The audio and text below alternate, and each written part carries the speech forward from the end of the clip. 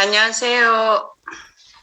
대구교회와 제주교회를 내리락 오르락 하고 있는 박금희 지입니다. 어제 금요일 오전입니다. 스카이프 모임이 있어서 스카이프를 끝내고 오후에는 제 아들이 일하는 와룡총각 떡갈비 가게 갔습니다. 왜냐하면 MBC 본사에서 아침에 하는 프로그램 촬영을 하러 온다고 보조 출연해달라는 요청이 있었습니다.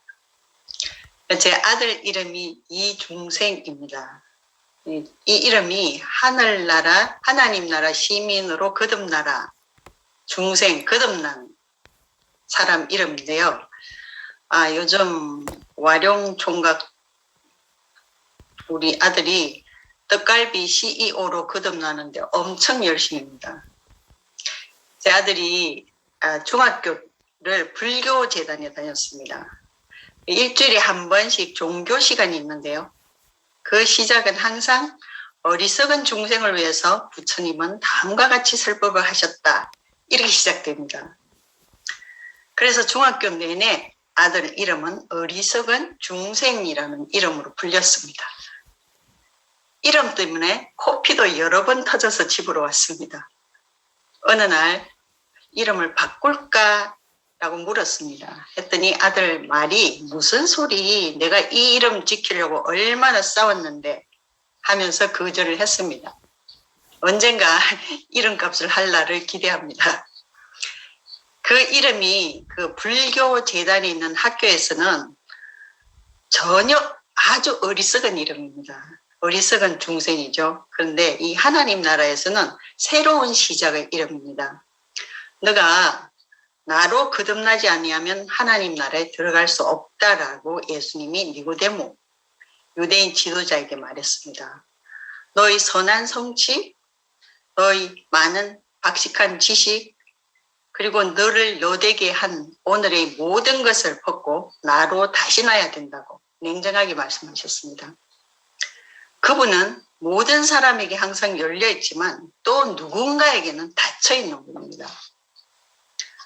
그 프로그램이요, 한 20분 정도 분량인데 저는 몇 컷 안 나옵니다. 근데 몇 시간을 소요했습니다. 아들이 생색을 냅니다. 엄마 좋겠다. 아들 덕에 MBC에도 나오고 그러더라고요. 속으로 말은 안 했습니다. 아휴, 지금 MBC가 문제가 아니고 내일 CLN이 문제다. CLN 아시죠? 처치 라이프 넷입니다. MBC 방송 끝나면 그만인데 이 CLN은 고정 채널이죠. 고정 시청자죠. 무한 방영의 이 책임감이 막중하잖아요. 사실 대한민국의 MBC보다 미국의 CNN보다 대구교회의 CLN이 가장 진실 보도를 하고 있는 언론사입니다. 우리는 다 CLN의 작가고 PD입니다. 배우이기도 합니다. 이제까지 토요일 날 이 시간에 우리는 출애굽기 말씀을 들었습니다. 제가 찾아보니 9월 25일 날 언약을 세운 이 말씀을 마지막으로 들었습니다. 그리고 나서 개천절 성회를 우리는 맞았습니다. 이제껏 여름 집회, 가을 집회, 겨울 집회 이렇게 집회라고 이름을 붙였는데 이번에는 성회라고 붙였더라고요. 근데 이제 그 자리에서 아직 진군을 못하고 있는 거죠, 지금. 언약을 세운 그 말씀 중에 이런 대목이 있었습니다. 세상이 볼 때는 십자가에 죽은 사람으로서 하나님을 대신한다는 것은 불가능한 일이다. 어차피 인생은 죽는다. 그런데 이 사람을 아들이라 하신다. 예수는 사람이다. 그래서 십자가에서도 내려오지 못했다. 하지만 하나님의 상속을 받을 자다라고 하셨습니다. 하나님은 누구와 언약을 세우십니까? 천사하고요? 아닙니다. 사람입니다. 근데 어떤 사람이요? 예, 십자가에서 죽은 사람입니다. 꼭 십자가에서 죽은 사람이어야 되나요? 예, 그렇습니다. 꼭 거기서 죽은 사람이어야 됩니다. 어부는 물에 빠져서 죽는 경우가 많습니다. 유명한 등산가는 에베레스트 산에서 죽을 확률이 나보다 높습니다. 에베레스트 등산에 성공한 어떤 등산가에게 기자가 물었습니다. 산 정상에서 무슨 생각을 하셨습니까? 그 높은 산에 목숨을 걸고 올라갔으니 시상에서는 떠오르지 않는 탁월한 생각을 했을 거란 어떤 기대감이 있겠죠. 사실 나도 약간 기대감이 있었습니다. 과연 그 꼭대기에서 목숨을 걸고 올라간 그 산 꼭대기에서 과연 무슨 생각을 했을까? 어떤 탁월한 생각? 땅의 세계를 벗어난 하늘이 어떤 계시를 받았을까? 그런데 그 대답이 우리의 혀를 찌릅니다. 어떻게 다시 내가 출발한 그 땅으로 무사히 내려가나를 고민합니다. 이런 답을 했더라고요. 올라간 것만으로는 의미가 없습니다. 다시 출발점으로 내려와야 그 등산은 가치가 있는 것입니다. 아담은 높이 올라 하늘에 이르자, 이름을 빛내자 하고 지금도 성을 열심히 쌓고 있습니다. 너무 높이 샀다 보니 출발 지점이 어딘지도 모릅니다. 끝도 보이지 않는 허망한 등산을 지금도 계속 오르고 있습니다. 출애굽기 4주간의 공백이 있었습니다. 근데 그것은 저는 우연이 아닐 거라고 생각합니다. 왜냐하면 당사자인 이분, 또 우리 자신이기도 한 이 인격에 대한 어떤 인식을 깊게 새기는 계기가 되지 않았나, 기회가 되지 않았나, 시간을 가지지 않았나 싶습니다. 2010년도에 히브리스를 말씀하실 때 이런 말씀을 하셨습니다. 하나님의 언약은 세대를 만들고 나라를 만든다. 새 언약은 새로운 세대를 만든다. 이스라엘을 구원하기 위하여 모세를 보냄으로써 모세의 세대가 열렸고 만민을 구원하기 위하여 예수를 보내심으로써 예수의 세대가 열렸다. 그러나 하나님의 백성이요 하나님의 종이라는 사람들이 이 사람을 십자가에 못 박았다. 이들은 옛사람의 대표자들로서 새 사람을 없이 하려는 것이었다. 그러나 하나님은 이 사람을 다시 살리심으로 새 사람의 지위를 확고하게 하였으며 동시에 그의 세대도 더욱 확고해졌다. 우리가 그 세대입니다. 예수의 세대. 지금은 이 사람의 세대, 즉 새 사람 예수의 세대가 되었다. 우리는 예수 안에서 새 언약을 받았다. 새 언약을 받기 위해 무엇이 필요한가? 오직 예수만 필요하다. 십자가에 못 박힘으로 우리를 대표하신 예수만 필요한 것이다. 이렇게 말씀하셨습니다. 작년인가 재작년에 제가 제주도에서 추석을 보냈습니다. 그때 제주도에서 영호 오빠 내외하고 저희 부부하고 한라산 등산을 했습니다. 형제들은 다 올라가고 저와 영자 언니가 중간에 가다가 내려왔습니다. 체력이 딸렸어요. 가보신 분은 아시겠지만 상파남에서 한라산 가는 그 등반 길은 바위로 깔려 있습니다. 전부 다 바위입니다. 흙은 없습니다. 내려오다 다리에 힘이 풀렸습니다. 그리고 넘어졌습니다. 그래서 순간 무릎뼈가 나가겠구나. 왜? 다 바위니까요. 입원하고 기부사고 몇 달 걸리겠구나 싶었습니다. 근데 지나가던 부부 등산객이 멈췄었습니다. 그리고는 남자분이 자기가 하고 있던 아주 비싸 보이는 무릎 보호대 한쪽을 벗어서 나한테 줬습니다. 그리고 등산로 지번이 있습니다. 어디서 몇 번에서 사고가 났다는 지번이 있는 데까지 내려가서 자기가 신고를 해주겠다고 했습니다. 제 전화번호를 들고 갔습니다. 참 세상에도 선행을 일삼는 선인들이 있었습니다. 근데 연락이 왔습니다. 헬기가 착륙 장소가 없어서 못 간다고, 심하냐고, 아니면 자기들이 올라와야 된다고. 그래서 그 정도 심하지는 않다고. 그랬더니 곤돌라를 타고 내려오라고 그랬습니다. 곤돌라 아시죠? 짐 갖고 올라가고 내려오는 거. 그래서 정상에서 아래까지 쓰레기나 다른 짐, 물건을 실어 나가는 것입니다. 그러니까 관리인 혼자만 타고 왔다 갔다 하는 것입니다. 근데 제가 무릎을 다친 덕분에 그 곤달을 타고 거의 1시간 정도 내려왔습니다. 그래서 덕분에 한라산을 수십 번 등반한 사람도 못 본 한라산 숲의 숨겨진 절경들을 제가 다 구경했습니다. 내려와서 병원에 갔습니다. 정형외과 의사가 고개를 갸우뚱합니다. 무릎뼈에 전혀 이상이 없는데요. 부러지지도 않았네요. 이런 경우는 없는데요. 정말 이상하네를 반복했습니다. 근데 저는 이유를 알고 있습니다. 왜냐하면 넘어질 때 아차 했는데요. 제 오른쪽 무릎이 닿은 곳이 돌과 돌 사이에 조그맣게 있는 흙이 있는 그 틈새였습니다. 그럴 확률은 거의 없습니다. 그때 저절로 믿음이 생겼습니다. 아, 하나님이 나를 보호해 주셨구나. 이 경우에 부처님 제자는 뭐라 그랬겠어요? 네, 부처님 덕이라고 그랬겠죠.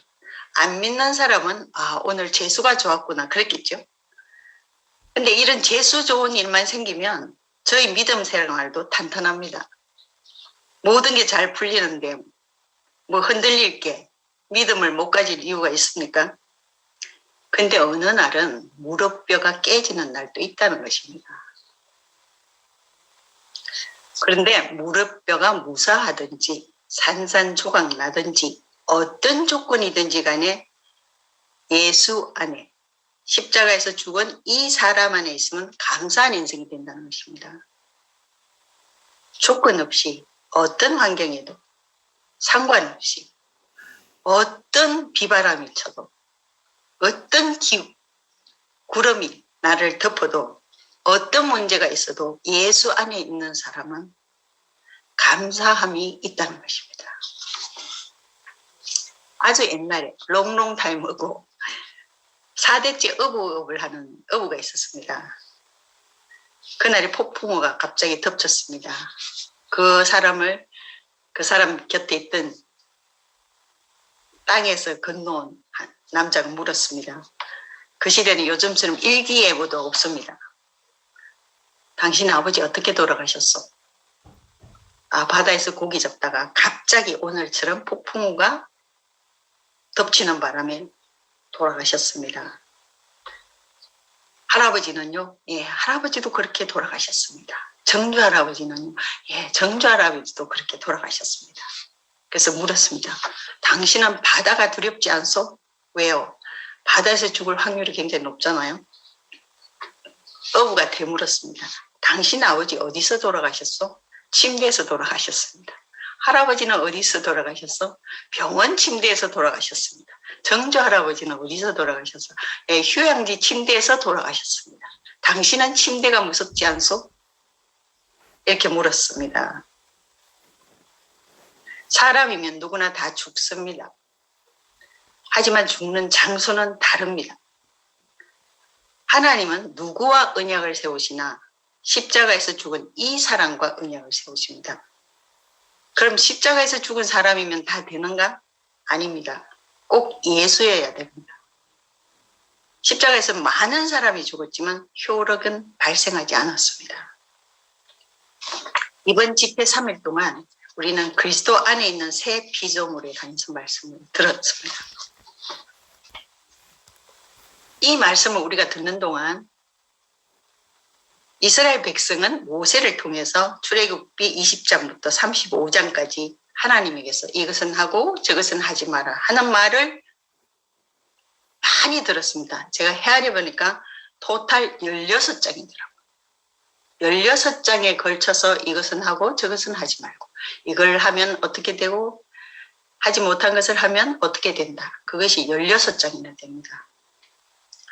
그리고 35장 마지막에 엿새 동안은 일하고 제7일은 너희에게 성일이니 여호와께 특별한 안식일이라.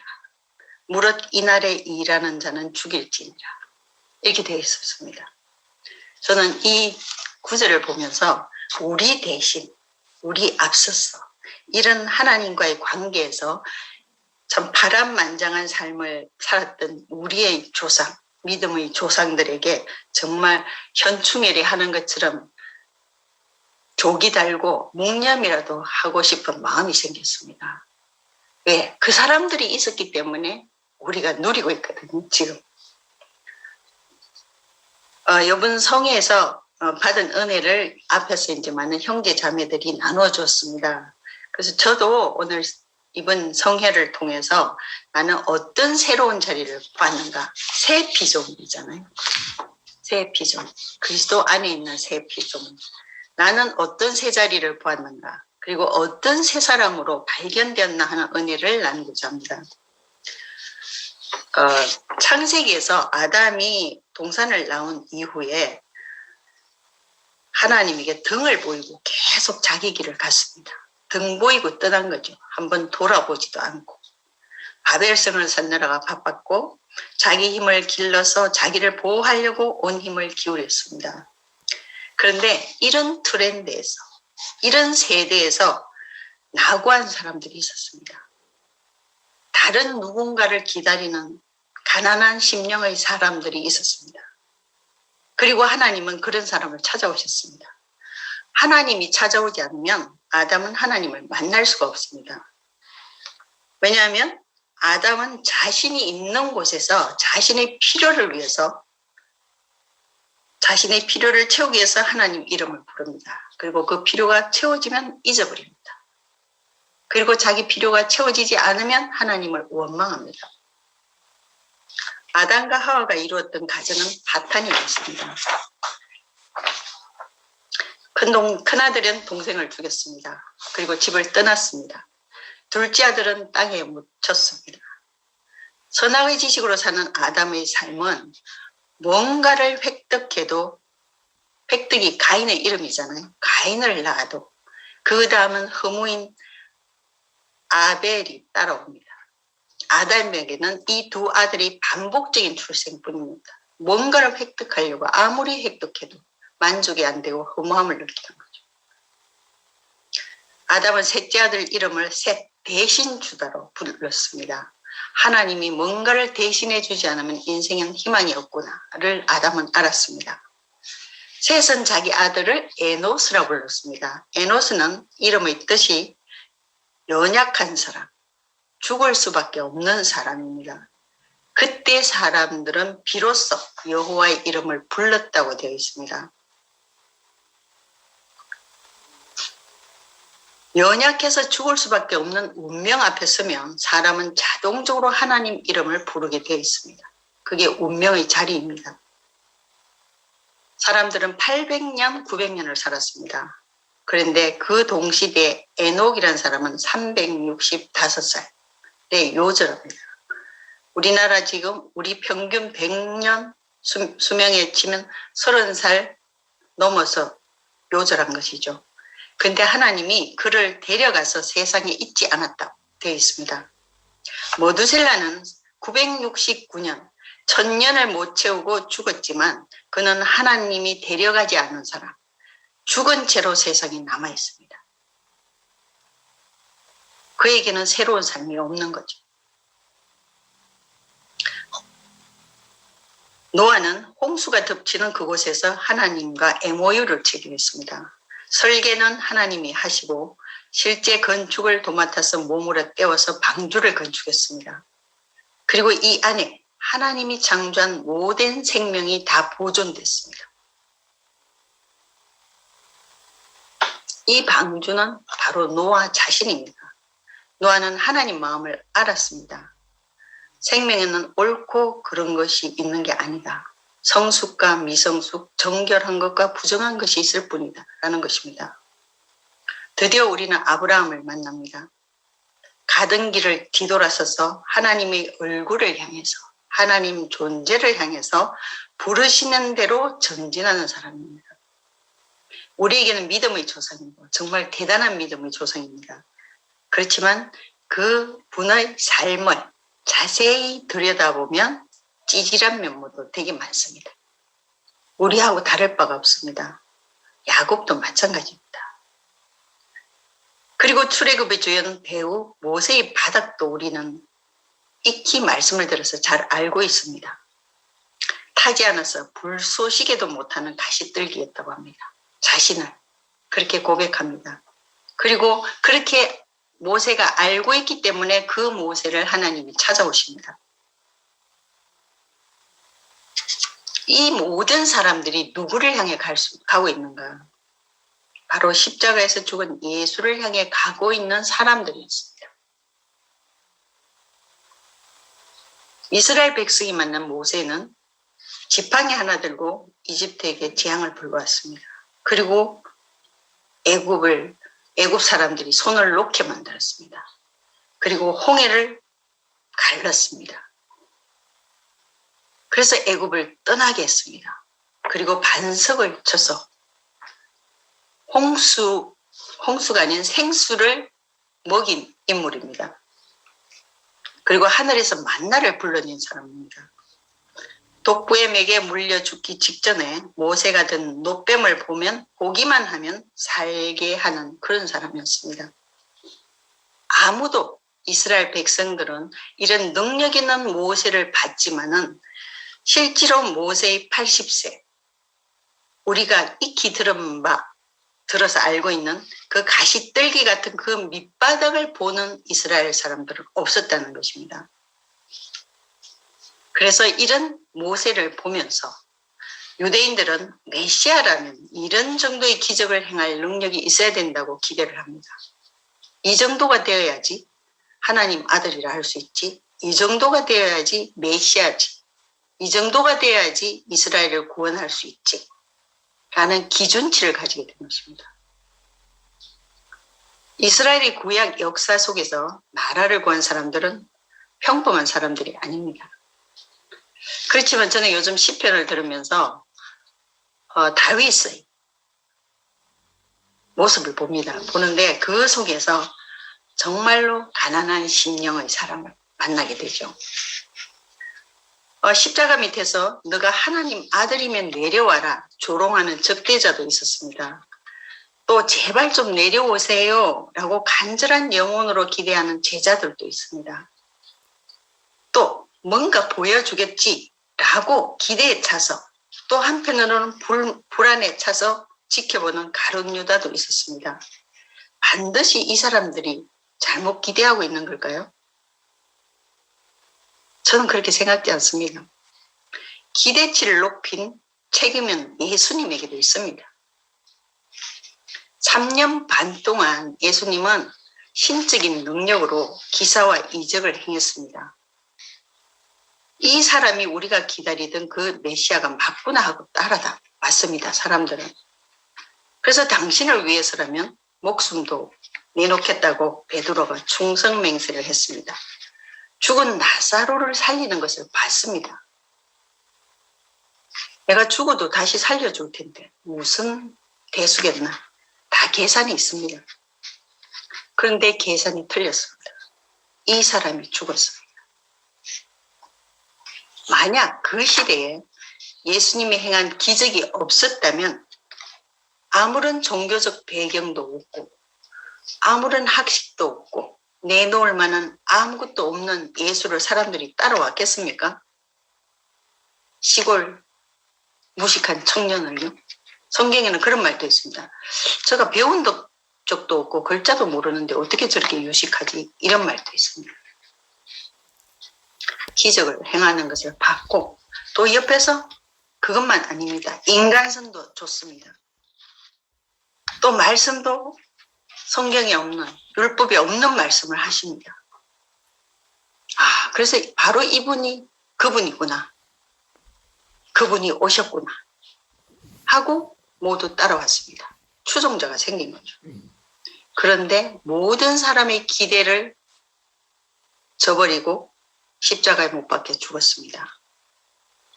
이분은 다른 사람은 그렇게 죽어도 당신은 그렇게 죽으면 안 되는 사람입니다. 그 기적은 어디로 갔습니까? 나사로는 살렸는데 왜 당신은 자신은 못 살립니까? 그 능력과 그 은사는 어디로 사라졌습니까? 그런데 예수님은 침묵으로 말씀하십니다. 그 자리에서 원래 나는 사람이었어. 너와 똑같은 사람이야.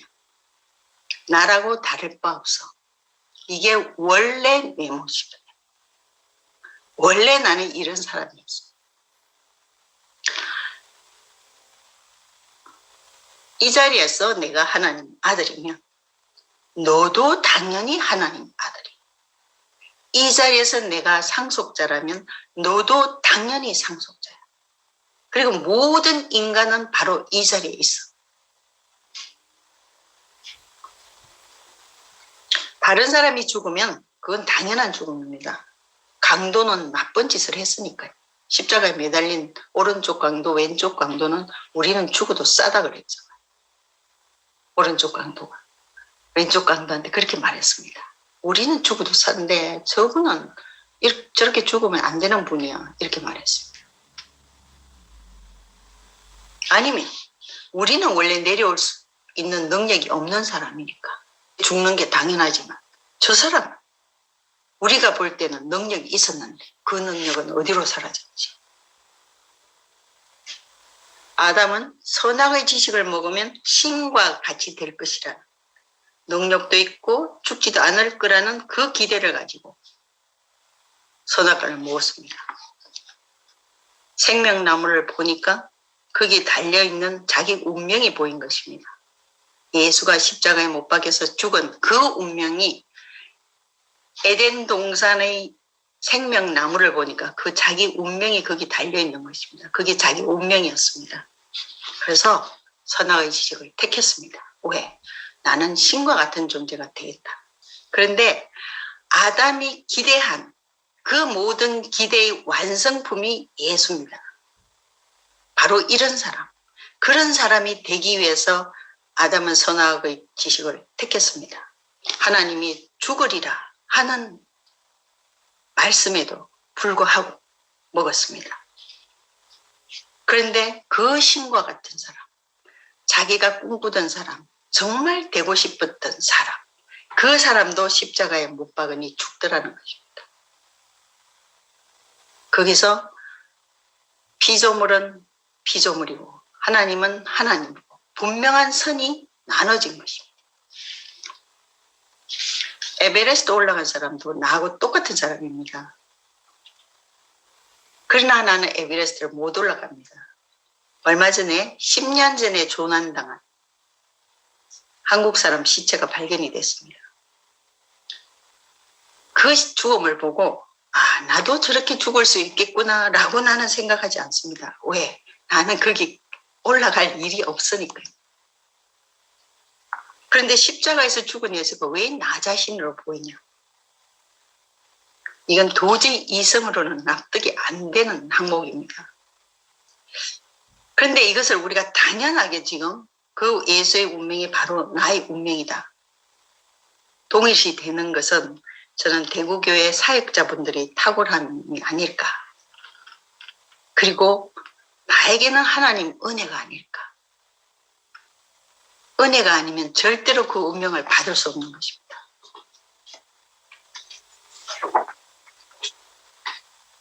저는 이번 집회를 통해서 확실한 게 하나 보였습니다. 제가 그 시대, 예수 시대에 살아서 현장에서 오병리의 현장에서 떡도 한번 못 얻어먹고 생선 시식도 못 해보고 결혼식에 포도주 한 잔 못 얻어 마셨지만 예수가 마지막 팩트로 보여준 사람의 자질, 잊을 수 없도록 강렬하게 각인시켜준 그 사람의 위치, 인격, 또 거기서 행사할 수 있는 사람의 권리, 상속자, 만유의 상속자고 하나님 성분의 상속자예요. 그것이 바로 예수님 자신만의 몫이 아니라는 것입니다. 우리 모두의 몫이라는 것입니다. 하나님이 사람에게 태초부터 정해주신 유혹이라는 것입니다. 그리고 예수님이 그렇게 우리에게 나눠주고 싶어하던 그 생명이구나 하는 것이 보여졌습니다.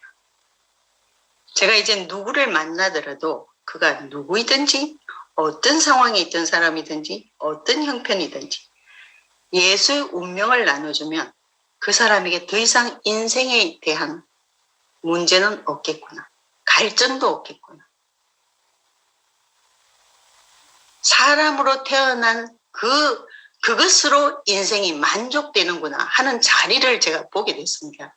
물론 이때까지 조금씩은 봤죠. 하지만 이번에는 더 분명하게 보았습니다. 이 운명은 이미 우리에게 주어져 있었는데 가려져 있었습니다. 아무도 그 자리를 보여준 사람이 없었습니다. 조금씩은 보여줬지만 정말 선명하게 통째로 그렇게 보여준 사람은 없죠. 코끼리 등을 만지고 개미가 코끼리 코를 만지고 등을 만지고 꼬리를 만진 그런 말처럼 부분적으로 보여줬지만 코끼리를 통째로 우리에게 보여준 사람은 없었다는 것입니다.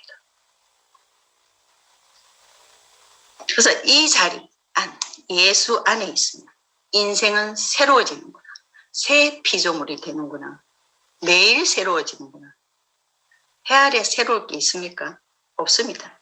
해 아래 사는 사람에게 새로운 것은 없습니다. 그러나 예수 안에 사는 사람은 매일 새 피조물로 살게 됩니다. 매일 새로운 것을 경험합니다. 하나님을 만나면 내가 저절로 새로워집니다. 하나님을 만나는 그 자리가 예수가 있는 그 자리입니다. 만물을 새롭게 하시는 주님을 찬양하지 않을 수가 없습니다. 이 자리에서. 인생이 불행하다는 사람들, 인생이 불공평하다는 사람들, 지금 현대는 얼마나 불공평합니까? 가진 게 없다는 사람도, 가지려고 애를 써서 가졌는데 만족이 없다는 사람도, 가지려고 애쓰는데 안 얻어진다는 사람도, 어떤 사람도 이 예수가 그리스도가 되면 게임 오버가 됩니다. 인생에 대한 모든 게 갈증이 해소됩니다. 모든 문제가 no problem입니다.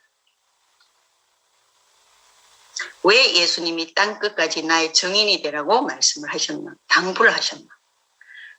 목사님이 왜 저렇게 적당하게 넘어가면 될 것을 왜 저렇게 소요스러운 분위기를 알면서도 없는 힘도 짜내서 저렇게 애를 쓰시나? 이제껏 하셨던 말씀인데 적당하게 대강 넘어가시면 안 되나? 이런 마음도 있었습니다. 솔직히. 2016년대 히브리서 말씀에 이런 대목이 있었습니다. 저는 그때도 이 말씀을 들었다는 걸 알고 놀랐습니다. 예수 그리스도는 살아계신다. 그때나 지금이나 변함없이 살아계셔서 우리 구속함이 되신다. 천지가 변할지라도 이는 변하지 않는다. 왜냐하면 하나님께로 나왔기 때문이다. 바람과 바다를 잔잔케 했던 것도 변하고 죽은 지 나흘이 된 나사로를 살리시던 것도 변했다. 그러나 십자가에 못 박히고 뛰어내리지 못하고 죽으신 것은 변하지 않는다. 사탄은 역사의 한편으로 이 사실을 돌리고 사랑, 희생 같은 그럴듯한 것만 부각시켰고 한편으로는 기사와 이적을 재현함으로써 예수 그리스도는 살아있다고 증거하지만 가장 중요한 것을 제쳐버렸다. 그러나 이런 것은 종교에 널려있고 변한다. 그러나 구속에 초점을 맞추고 있는 그의 죽으심은 영원히 변하지 않는다. 구속은 인간 본래의 위치를 되찾은 것이다. 이 위치는 예수께서 십자가의 죽으심으로 명확하게 드러났다. 손바닥을 보듯이 선명하게 사람이 무엇인가, 그 위치가 어디인가가 드러난 것이다. 이건 제 개인적 경험입니다. 제가 이제 교회에서 이렇게 사람을 만나면서 어떤 어려움을 청한 형제 자매들 만나게 되잖아요. 그러니까 그 상황에 따라서 위로를 해줄 때도 있고 격려를 해줄 때도 있고 공감을 할 때도 있고 하면 그때를 잘 넘기기는 해요. 하지만 마지막 해결책은 십자가밖에 없습니다. 아니면 그 문제의 뿌리는 뽑히지 않아요.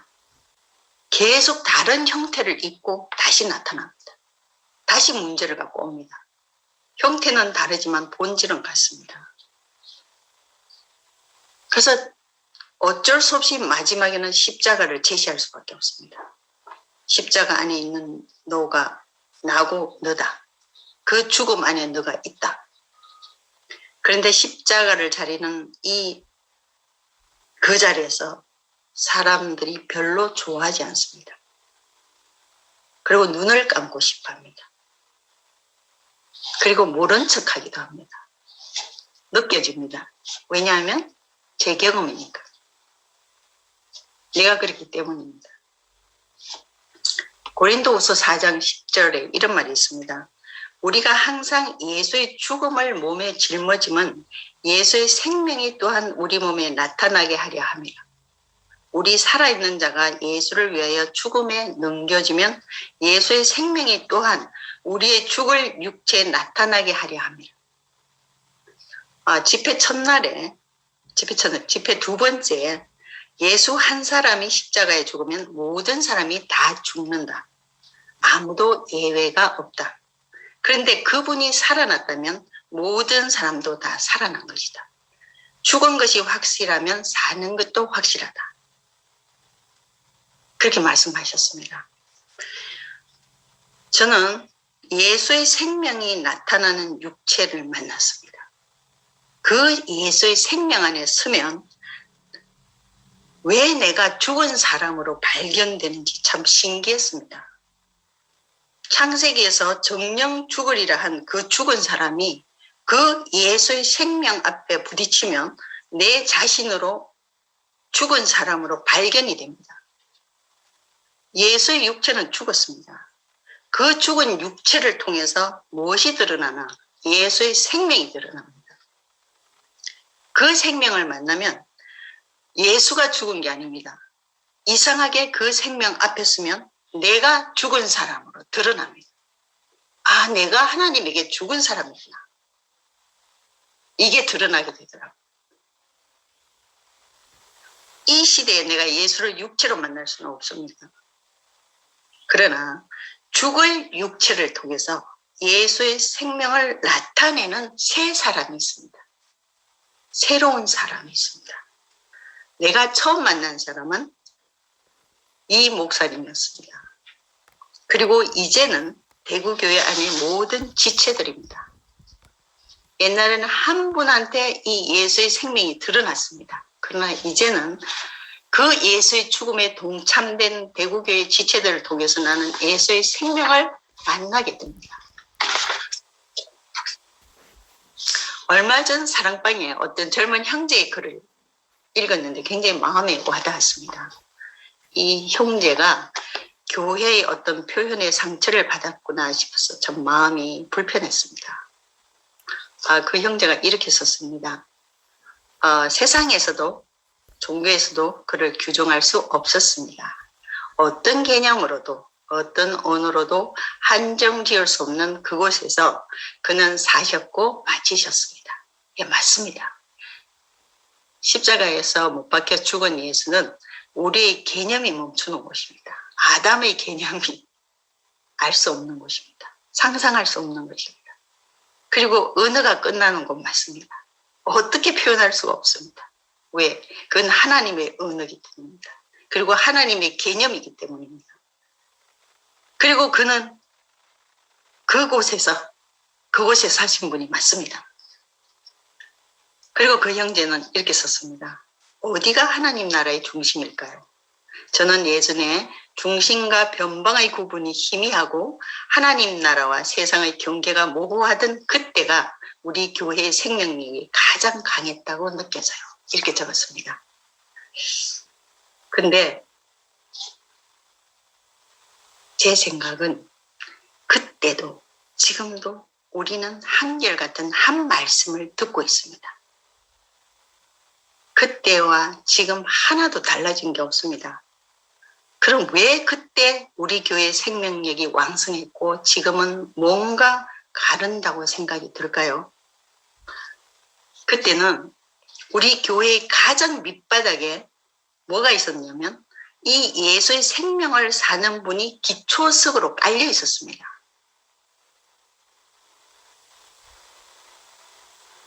지금 달라진 점이 있다면 단지 그 예수 생명의 근원이 예수의 죽음이고 또 그 죽음에 우리가 다 포함되었다는 것을 다른 것을 다 벗겨내고 오로지 그 사실, 그 본질만 오로지 그것만 우리 앞에 전시했기 때문입니다. 옛날에는 그냥 자기 분량대로 먹으면 됩니다. 내가 내 마음에 와닿는 대로 그냥 내가 누리고 즐기고 표현하고 살면 됩니다. 그런데 그것이 너무 중요하기 때문에 이제는 항상 모르죠. 우리 앞에서 오랫동안 시간을 우리가 보낸 만큼의 시간을 같이 할 수 있다면 그렇게 안 했을 수도 있습니다. 그렇지만 어차피 우리는 죽을 육체를 갖고 삽니다. 그래서 이것을 불편한 진실이지만 우리 앞에 오로지 그것만 순수하게 건져내서 다른 거 하나도 섞지 않고 그것을 원액 그대로 우리에게 내보이신 것입니다. 그래서 우리는 엄청 불편합니다. 좀 섞어 먹으면 괜찮은데 원래 원액은 쓰잖아요. 불편한 진실이지만 이제는 우리가 직면해야 될 진실입니다. 이제 저도 예수의 죽음에 포함된 사람으로 그리고 죽을 육체에 나타나는 예수의 생명의 증인으로 새 피조물로 살 것을 소망하는 사람입니다. 간증이기 때문에 기도는 생략하겠습니다. 제가 좀 시간이 촉박해갖고 아침에 일어나서 지금 아침도 굶고 이 컴퓨터에 쳤습니다. 그래서 혹시 뭐가 전달이 잘못되거나 또 공감이 안 되거나 동참이 안 되시거나 하시는 부분이 있으면 언제든지 전화로 교제를 해서 충분히 전달될 수 있었으면 좋겠고요. 어쨌든 이렇게 경청해 주셔서 감사합니다. 이상입니다. 네.